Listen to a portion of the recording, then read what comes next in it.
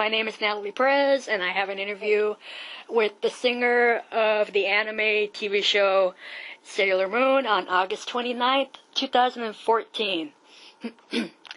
Can you introduce yourself and tell me what you do, and for those who don't know who you are, give them a little history as to who you are and what you do and all that stuff. Okay. First of all, hi, Natalie. Nice to chat with you over the phone. My name is Jennifer Cihi. Mm-hmm. I am the singing voice of Sailor Moon that was recorded back in the 90s and filmed in the 90s. And I now live in Nashville, but I lived in LA at the time when I did that project. But I also have been a singer for many years now. That was just one of my really cool projects I did. And in LA, I did lots of jingle work. I was on another TV show called Roundhouse, actually kind of simultaneously or around the same time that I did the singing voice of Sailor Moon. Mm-hmm. And lived in LA for a long, long time and worked for Disney and did all kinds of cool projects, worked in live bands, toured with a girl group for a long time in the early 90s as well. Moved to Nashville, 12 years ago, and I'm still singing now. I just can't believe I'm in my 40s, and I'm still up there shaking, rattling, and rolling. Great. As you said, you're, of course, a performer, and you've done a lot of work here and there. So would you say that you're like a solo artist or involved in a band, or you're not really that type of artist? You just, play here and there for certain people? Because I couldn't figure that out. I'm like, no, I don't think she's in a band or anything like that. I've never been like Jennifer Cihi, the artist. Mm-hmm. I guess kind of back in that same time in the 90s, mm-hmm. I was kind of shopping a record deal with a nice producer friend of mine that we were writing songs together. Mm-hmm. That was in my 20s. Yeah. And getting a recording contract is so hard, and really was hard back then, mm-hmm. and probably equally as hard now. But at least now you have the internet that you don't even need, a record label anymore. You can become famous and very successful without giving you the middleman. But I guess I never really went that route. I was always working for a big company, or I had been in many, many different big corporate bands. But I never really went to Jennifer Cihi tours, and that just wasn't in the cards for me. But I got to do so many other equally as fun and neat jobs. And I got to make my living as a singer for 30 years. So I also, which I may have not told you, the first big project I did, I was on the first national tour of Annie in 1978, and I played the role of Pepper when I was 10 years old. Cool. That was a big job. Yeah, that was a big Broadway show, of course. Back in that day, Annie was a very, very big show that every little girl wanted to be in. Mm-hmm. And one of my cast members was Molly Ringwald, actually. Oh, cool. And so she's the one that, was the biggest household name, obviously, mm-hmm. after that show. And got to become the most famous as an actress, mm-hmm. obviously. And I still talk to her sister to this day, and we just recently got reacquainted through Facebook. So Facebook is kind of a crazy good thing, and sometimes can be a negative thing, but not yet for me. So my answer is no, I never was like an artist. That just wasn't supposed to be my path. So even though, you haven't really been like an official artist, have you written any of your own music or write your own songs in your spare time just for fun, or no? Yes. I have done that before. Mm-hmm. And I'm actually currently going to be working on a project. When I moved to Nashville, I was introduced to an organization which is kind of off the subject of performing mm-hmm. and entertaining, but is a very important cause in my life because I've been affected by it in my family. Mm-hmm. But what I'm trying to do, and in the next couple months here, is to use the singing to help other people with mental illness, depression, post-traumatic stress disorder, ADD, bipolar disorder, all of those things are, well, look what just happened to Rob Williams. He's probably had mental illness his whole life, or maybe depression his whole life, and he was so successful, and he still ended up thinking that death was the best thing for him. So I've been touched by that for my own depression in the past, and I've come through that and struggled through that, and now I'm well and doing great. But there was a time in my life many years ago that there wasn't. So, of course, I wanted to learn everything about it, and I'm involved in an organization here, and I'm writing some music to possibly do kind of some public speaking through high school kids, for high school kids, and college, because I feel like raising awareness for any kind of mental illness and or depression or just ADD, people need to feel like there is hope for it. And not end up like Robin Williams and the many other people on the planet. A lot of comedians do this. They commit suicide. Yeah. So that's really important to me, and I feel like through my singing and the Sailor Moon and the Roundhouse and all the kind of famous things I've done in the past, and since I came through it and came out better the other side, I want to give kids the opportunity to not think that, oh gosh, if I have that, I'm doomed. It's raising awareness. So I'm now currently planning kind of a schedule, a speaking schedule at schools, colleges, and I'm writing some music for that. I'm writing from my experience and my heart and my passion for it, so that kids, if they catch it early on, they can get help and they don't have to be depressed for 20 years of their lives and in the worst possible way where they want to commit suicide. So that's a very, very, very, very important project I've been working on for about 4 years now. And I've just recently come into some contact and gotten led in the right direction to do some public speaking. And I feel like that is what's going to matter. That's going to be my, that's really important to me. I've done all this singing, and I've, had my 15 minutes of fame, and I'm still doing all the neat anime conventions for Sailor Moon, which is wonderful, fabulous. And meeting all those fans, that's amazing, and the kids that love all that music. But that subject matter, people are not handling in a very good way, I think, because so many people want to hide that they have depression. They want to hide that they're,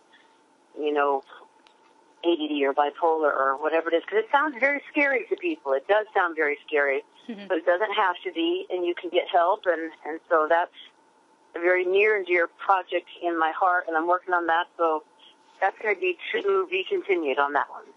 During my research, I found out that you did a handful of work in different anime movies and TV shows here and there. Why do you think your voice is so suited for the anime community?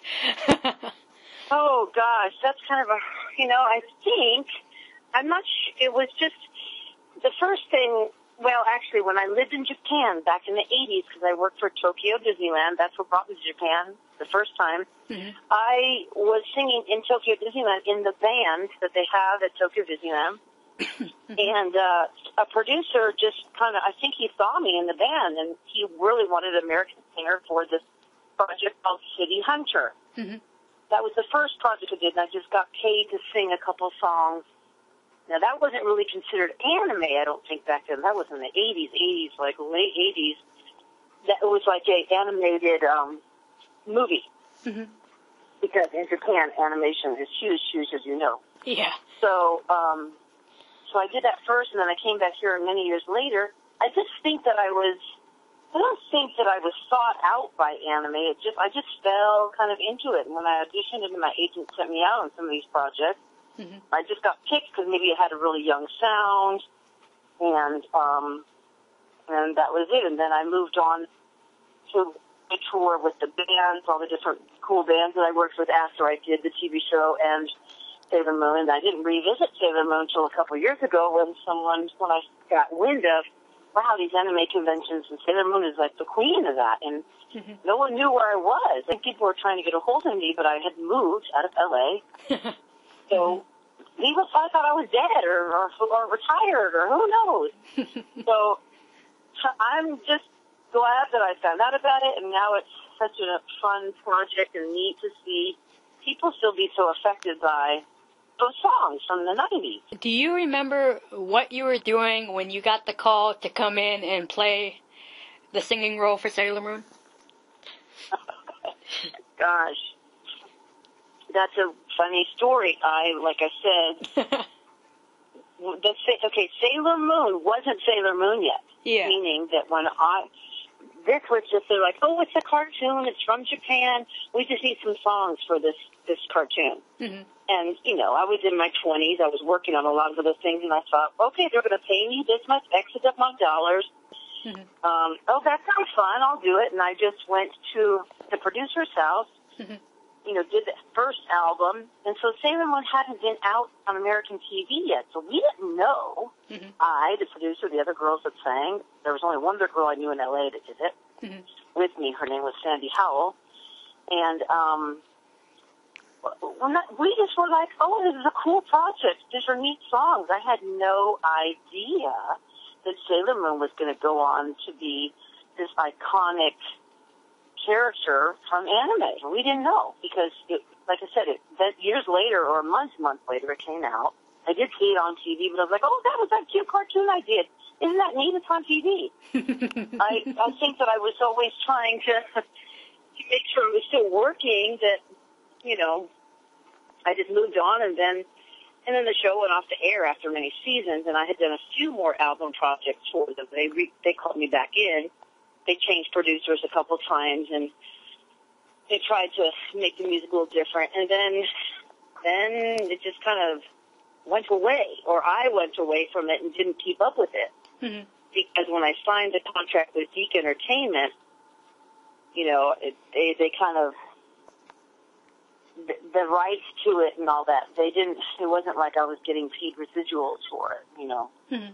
So I just kind of moved on and went to the next project, next, and then, trying to keep up in the world of, being a working singer, working singer and actress and all that good stuff. So not till like 3 years ago, I guess, the sound man that I was working for here in Nashville said, Jennifer, aren't you that Sailor Moon voice? Because they had Googled me.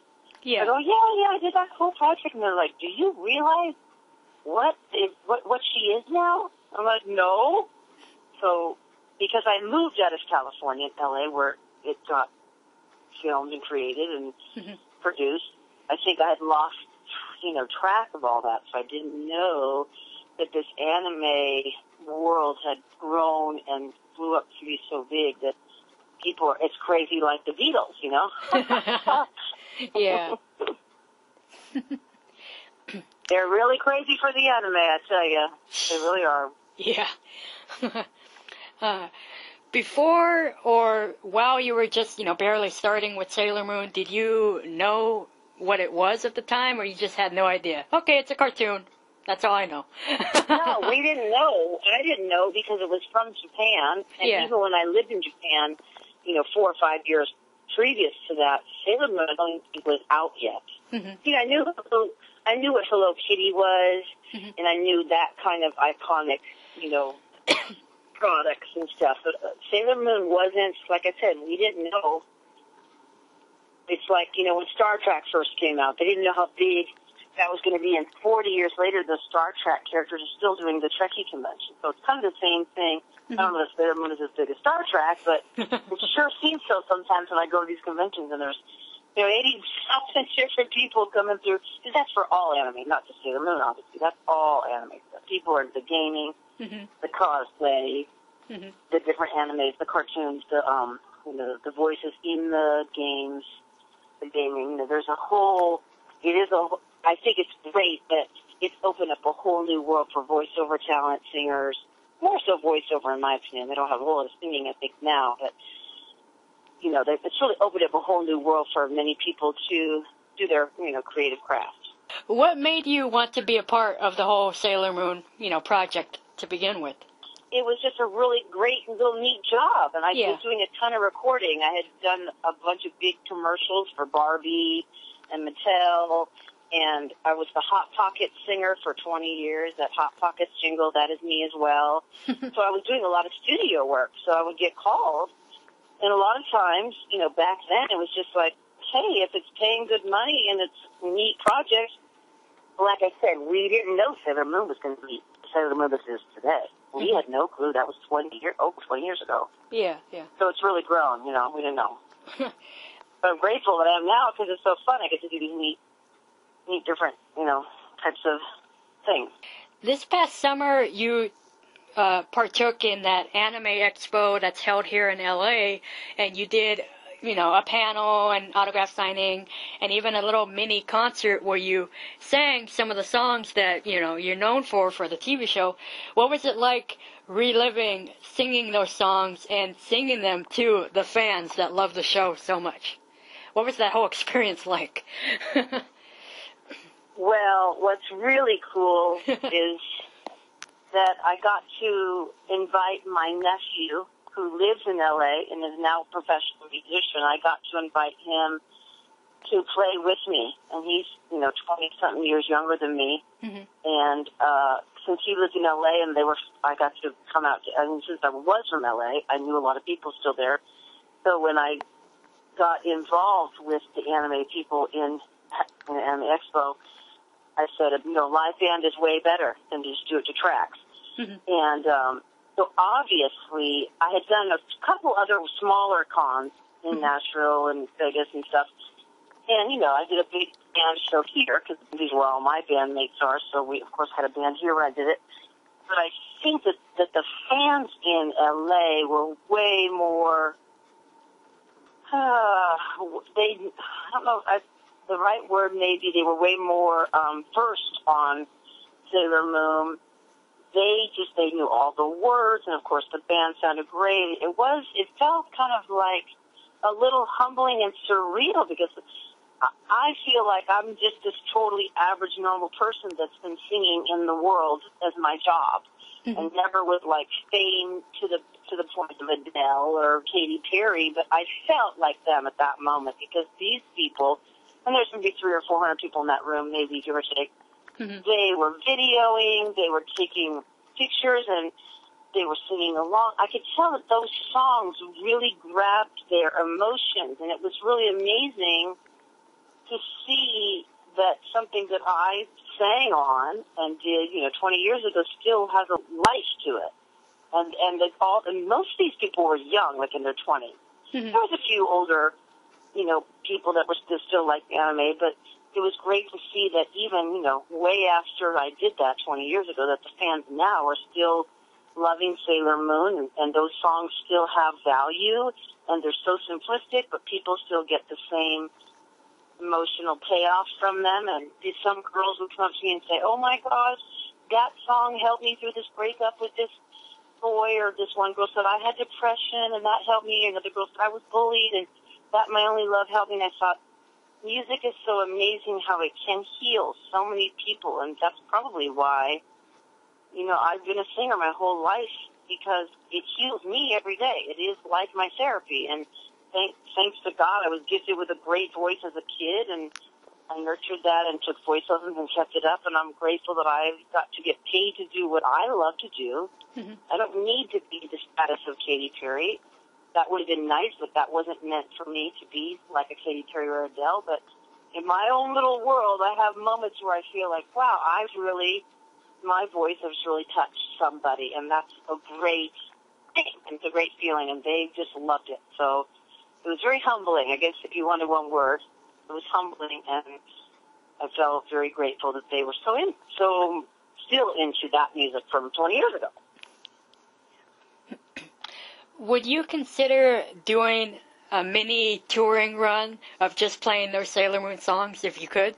That'd be cool. Well, the only problem is there's not very many of them. There's only at the most like 8 or 9. Mm-hmm. So, if the situation came up, sure, but I would really have to add, I would have to add more songs to make it, more worth the time for the fans and for, a real concert, let's say, like at least an hour concert. Yeah. Because there's not that many. I've only done, maybe 40 minutes worth of music, but it would be neat to do that. I just don't know if that could happen. I'm not sure. How many of the Sailor Moon soundtracks did you contribute to? I know it was the first one, and then I looked up one song was from another one. Was it just 2 or 3, or you don't even... I think there's Lunar Rock, which might have been some doubles, meaning they had some of the same songs. Mm-hmm. Lunar Rock, the first one, which is the Sailor Moon soundtrack. Mm-hmm. Then there was a third one where I did a cover to a Beatles song, I Want to Hold Your Hand. Mm-hmm. And that was with a totally different, kind of a more poppy, almost like sampled sounding kind of producer where it was a lot of electronic, samples. And then this was before samples were really big like they are in rap music. Mm-hmm. But, yeah, I think there was 3 total. 3 total. But some of them were repeat songs. Mm-hmm. I think they did a couple different compilations. Out of all the songs that you got to sing for the soundtracks, which would you say is your favorite? Or do you not have one? It's a New Day. It's fun. It's very uplifting. And I feel like I'm a very encouraging spirit. I like to encourage myself to stay positive in the world and help others. And that's a very encouraging, positive song. And then My Only Love, which is the ballad, which mm-hmm. everybody really, really relates to. That's probably the one that can kind of sink my teeth into a little bit because it had a little bit more guts to it, a little bit more feeling. Yeah. My Only Love and It's a New Day. It's probably those 2. They're the ones I like the best. For those songs, did you write them or were they already pre-written and you just had to sing them? Yeah, they were pre-written by a couple different people, mm-hmm. and one of the producers wrote a bunch of stuff, and so I was just hired to be the singer, not really the writer. All right. Let's see. I would have made more money if I wrote them, though, wouldn't I have? Well, I don't know. I know, with soundtracks, a lot of bands and artists will come such and such and write this song for this soundtrack. So I thought, well, let me ask her. Maybe she did write that song, or maybe not. Yeah, I was just hired as a singer. They didn't. They already had all the songs kind of written by the time they got to me. Yeah. What are your thoughts on the original 90s series being re-released and the new Sailor Moon Crystal that's been released? Well, how do I think about that? Well, of course, it would have been nice if they would have re-involved all of us again, but I understand why they didn't. They probably wanted to update it and make it new and make it fresh for the newer fans and make it something different. Yeah. Because they've known, they've been listening to us for 20 years. But I haven't actually, when I was in the LA Expo, and the Anime Expo, they had a showing of it. I don't know if you remember that. A lot of people went to the showing of it. They actually had a release of it, right? Yeah, I remember. Well, you probably saw that. But I had a panel or a signing that day, so I didn't get to see it. So I haven't actually seen the new release of it yet. So I know that they have a lot of younger, new voiceover people that did. There's some Japanese girls. I've seen the panel of all the new voices for it. And I had nothing to do with the voices, so that doesn't bother me at all. But I think that the people that did do the voices, of which I'm meeting a lot of them now, the main cast is from Canada, actually. Yeah. And I'm sure they would have liked to have been invited back, and like we all would have. I don't think they use the same music. I think they have different music, too. And so I haven't seen it yet. So I'm sure it's great. I'm seeing from all the Facebook and Twitter and stuff that people are liking it. But a lot of the comments that I do get from people that are like, we love the original.